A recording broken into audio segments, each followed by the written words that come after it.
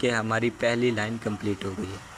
तो इसको बोलते हैं हेडिंग्स। ठीक है, पहली रो हमेशा इसी के लिए यूज़ होती है। उसके अलावा हमारे पास कुछ और फीचर्स हैं, जैसे इसका हम टेक्स्ट जो है साइज़ बढ़ा सकते हैं।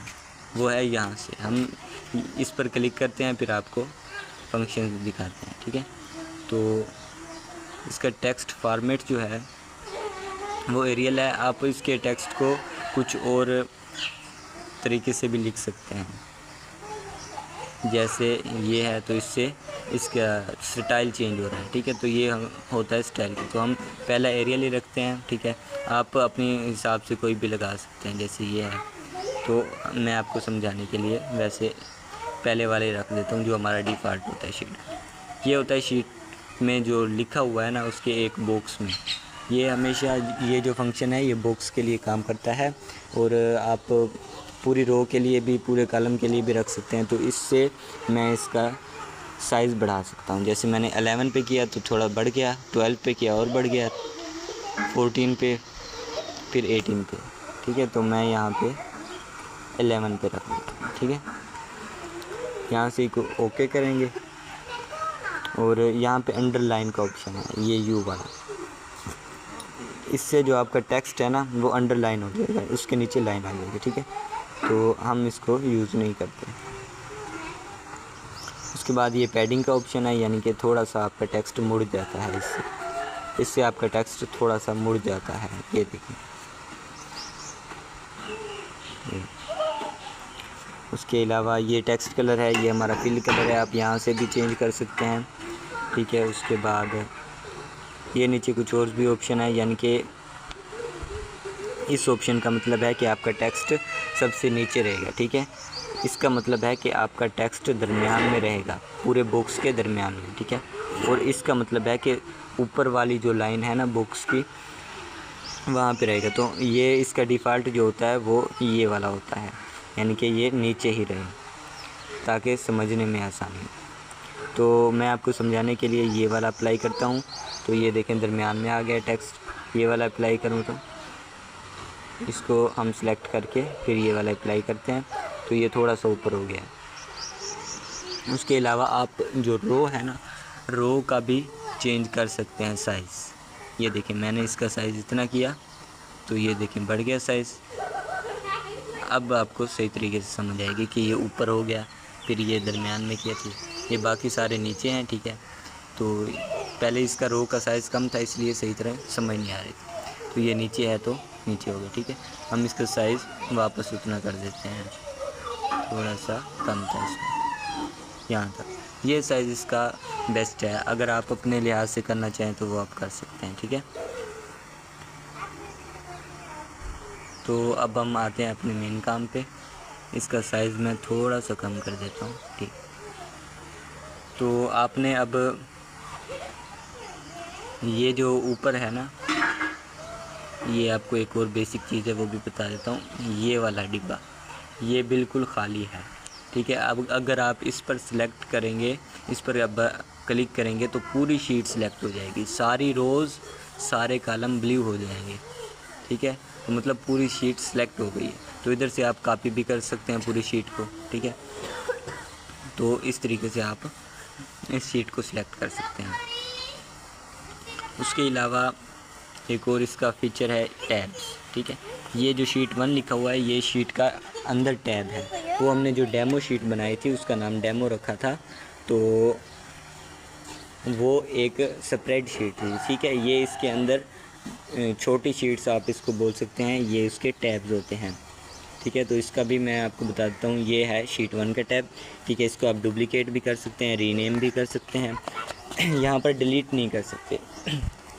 डिलीट इसलिए नहीं कर सकते क्योंकि आपके पास अभी सिर्फ एक टैब है। अगर आप इसको डिलीट कर देंगे तो आपके पास शीट में कुछ बचेगा ही नहीं। ठीक है, तो इसलिए डिलीट नहीं कर सकते, रीनेम भी कर सकते हैं। रीनेम हम लिख देते हैं स्टूडेंट रिज़ल्ट लिख देते हैं, क्योंकि हमने उधर हेडिंग्स जो हैं वो रिज़ल्ट वाली लगाई हैं। तो यहाँ पे ओके कर देते हैं इसको, स्टूडेंट रिज़ल्ट आ गया। ठीक है, ये हमारा एक टैब है। हम यहाँ प्लस के आइकन से एक दूसरा नया टैब बनाते हैं। ठीक है, तो इसका नाम है शीट 2। ठीक है, हम इसको रीनेम कर देते हैं। हम कुछ भी लिख देते हैं, जैसे फेल स्टूडेंट।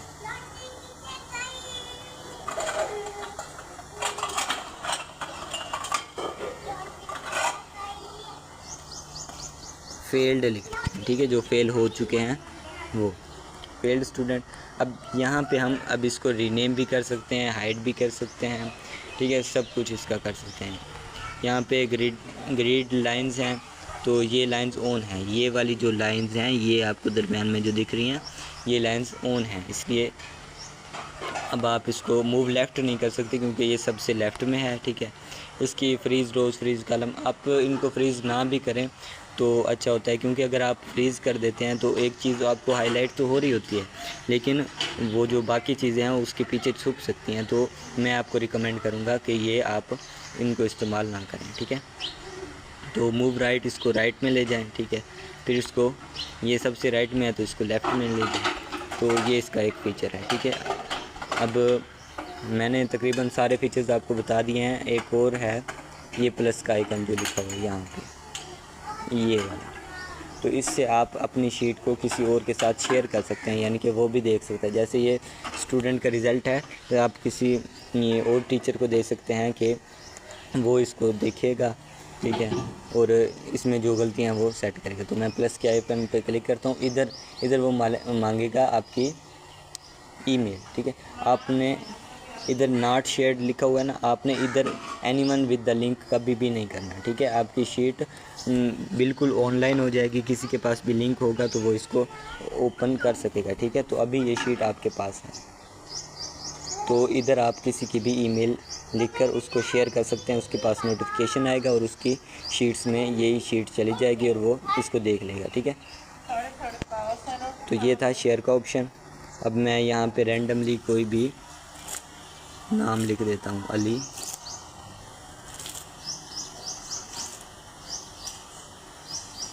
अहमद लिख देते हैं, अजमल लिख देते हैं,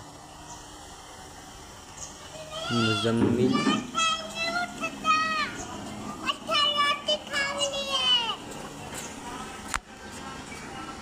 और भी रैंडमली आप कोई भी नाम ऐड कर सकते हैं। तो ये शीट आपको समझाने का मकसद ये है कि ये दूसरे कॉलम से शुरू होती है। पहले कॉलम में आपने हमेशा इसकी हेडिंग्स ज़रूर देनी है। हेडिंग इसलिए देते हैं ताकि हमें पता चल जाए कि इसमें कौन सा डेटा है। अब स्टूडेंट नेम था तो हमें पता चल गया कि ये, अगर हम वैसे इसको ऊपर वाले को ना आगे, ठीक है, अभी इसको थोड़ा ऊपर, ठीक है, तो यहाँ पे अली लिखा है तो ये तो समझ आ रहा है। आगे मैं लिख देता हूँ 13।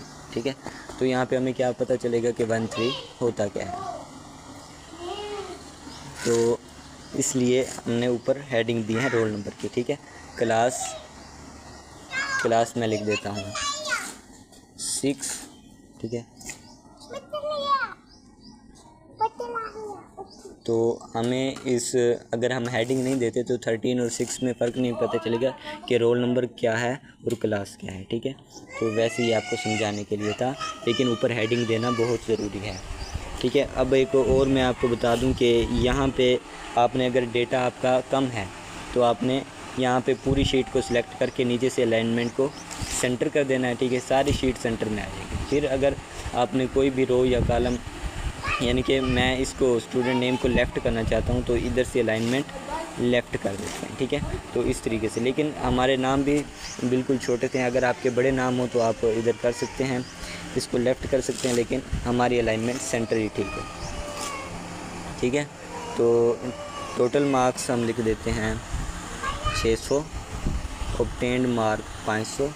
ठीक है, और ये आपको शीट में सिर्फ डेटा इंटर करने का तरीका नहीं बता रहा, इसको हम प्रॉपर वेबसाइट पर भी शो करेंगे कि स्टूडेंट्स अपने रोल नंबर किस तरह सर्च करते हैं।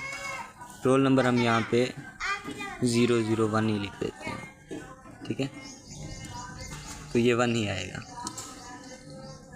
तो हम आपको ये प्रॉपर सिखाएंगे कि स्टूडेंट्स वहाँ पे जाके अपना रोल नंबर लिखेंगे और कैसे उनके नेम, उनके मार्क्स और ऑब्टेन्ड मार्क्स और परसेंटेज कैसे, अच्छा परसेंटेज,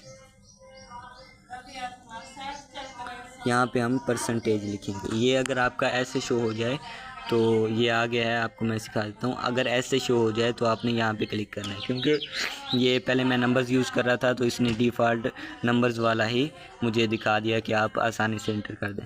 तो इधर से आप ABC में आ सकते हैं, यानी कि दूसरे कीबोर्ड में। तो मैं इधर क्लिक करता हूँ, तो अगर 1 2 3 में आना है तो 1 2 3 में आ जाए, वो तो कोई इशू नहीं है। तो यहाँ पे मैं लिखूँगा परसेंटेज, ठीक है। परसेंटेज का मतलब है कि उसके कितने % मार्क्स आए। ये टीचर्स मुझसे ज़्यादा जानते होंगे। तो आपने इसमें कोई भी फार्मूला लगाना है तो पहले बराबर, गूगल शीट है या एक्सेल शीट है, पहले इज़ इक्वल टू लगाना है, पहले बराबर का निशान लगाना है, बाकी बाद में फार्मूला लगाना है, ठीक है। तो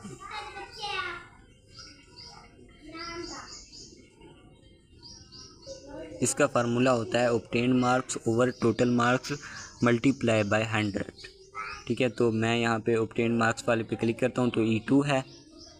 यहाँ पे डिवाइड के लिए स्लैश यूज़ होता है, स्लैश, और टोटल मार्क्स डिवाइड के लिए यहाँ पे ये वाला यूज़ होता है, ठीक है।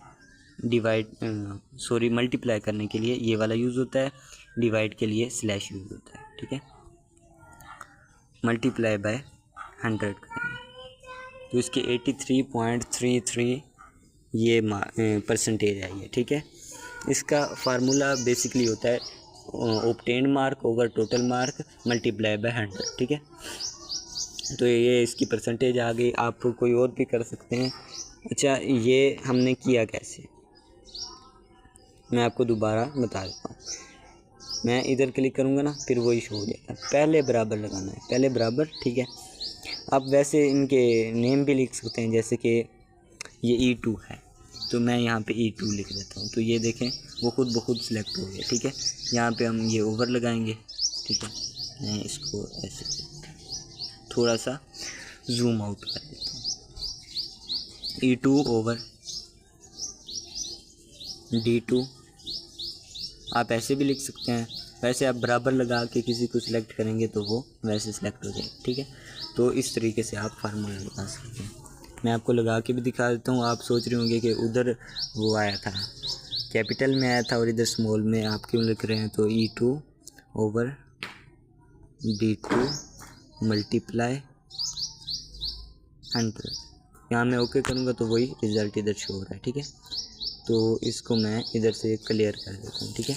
एक चीज़ सिलेक्ट है ना, उसको आप दोबारा सिलेक्ट करेंगे तो उसके मज़ीद ऑप्शन आ जाएंगे। जैसे ये सिलेक्ट है, इसको दोबारा सिलेक्ट किया तो मज़ीद ऑप्शन आ गए, ठीक है। तो रोल नंबर इधर 2 कर देते हैं। 2 करके इसमें शीट में एक और ऑप्शन होता है ऑटो फिल। अगर आप कंप्यूटर में यूज़ करते हैं तो ये जो नीचे वाला निशान है इसको यहाँ तक लेके आएंगे, ये खुद ब खुद ही हो जाएगा, ठीक है। लेकिन मोबाइल में ऐसा नहीं होता। आपने इसको सिलेक्ट करके, ये ऑटो फिल का ऑप्शन है। एक चीज़ सिलेक्ट है ना, आप उसको दोबारा उस पर क्लिक करेंगे तो मज़ीद ऑप्शन आ जाएंगे। जैसे मैं इसको दोबारा क्लिक करता हूँ तो यहाँ पे ऑटो फिल का ऑप्शन है, मैं ऑटो फिल कर देता हूँ। 1 2 लिखा था, आगे 3 4 खुद आ गया, ठीक है। क्लास 6 है, इधर मैं 7 कर देता हूँ, ठीक है। बाकी मैं ऑटो फिल कर। अब यहाँ पे मैं मैनुअली लिख सकता था, लेकिन अगर आपके पास बहुत ज़्यादा डेटा है तो आप उसको ऑटो फिल इस तरह कर सकते हैं। अब क्लास तो ऑटो फिल नहीं होती है, हर बंदे की अपनी होती है, लेकिन आप मज़ीद जो आपके पास चीज़ें होंगी आप उससे कर सकते हैं, ठीक है। टोटल मार्क्स जो है 600 है, तो इसको मैं दोबारा इस पर क्लिक करूँगा, यहाँ पे ऑटो फिल करूँगा। अब यहाँ पर एक समझने की ज़रूरत है कि उधर 6 7 8 9 क्यों आया। अगर यहाँ पे मैं आपको समझाने के लिए वैसे कर रहा हूँ, क्लियर कर देता हूँ तीनों को।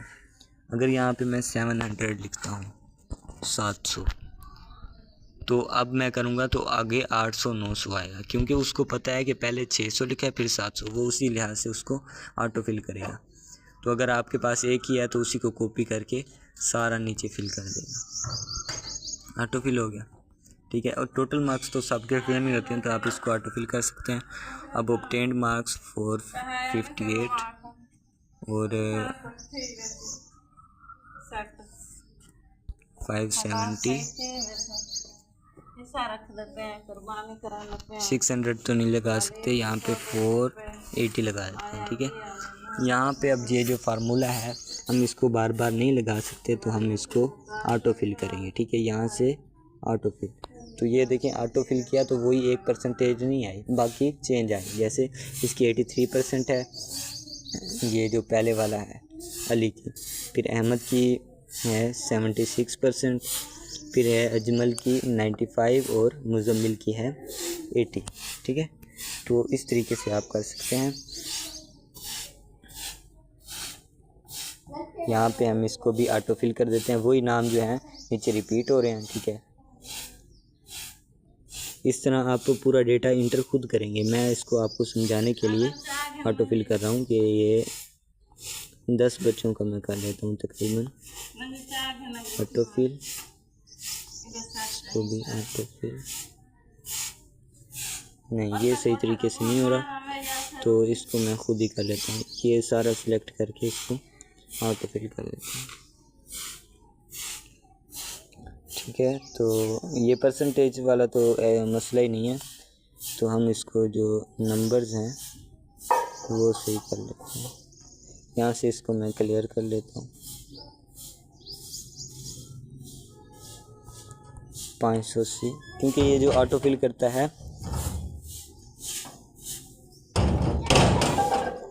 ये ऊपर वाले के हिसाब से करता है कि ऊपर इतने हैं तो इतने के हिसाब से इसको ऑटो फिल करना है। तो वो इशारिया में दे रहा था, इसलिए मैंने इसको चेंज कर दिया, ठीक है। 458 लिखा है, 59 कर देते हैं इसको, फिर 512, 555, ठीक है। तो ये था हमारा 10 बच्चों का रिज़ल्ट। तो उम्मीद है आपको इसकी समझ आ गई होगी, ठीक है, कि शीट के क्या फंक्शंस है। अब फंक्शंस यही थे जो मैंने आपको बता दिए, आगे इसका हमने मैनुअली पूरा वर्क करना है। तो उम्मीद है आपको समझ आ गई होगी। नेक्स्ट हम जो है लेक्चर्स में इसके मज़ीद फंक्शंस के बारे में जानेंगे। फंक्शंस तो आपने सीख लिए हैं, अब मज़ीद इसका डेटा वेबसाइट में कैसे शो करते हैं, या मज़ीद इसका जो ऐप स्क्रिप्ट लगती है या दूसरी स्क्रिप्ट लगती हैं, वो मैं आपको ख़ुद ही प्रोवाइड कर देता हूँ अगर आपको कोडिंग नहीं आती। तो अगर आप शुरू ज़ीरो लेवल के भी हैं तब भी आप इस कोर्स को सीखने के बाद बिल्कुल आप प्रोफेशनल लेवल की गूगल शीट इस्तेमाल कर लेंगे।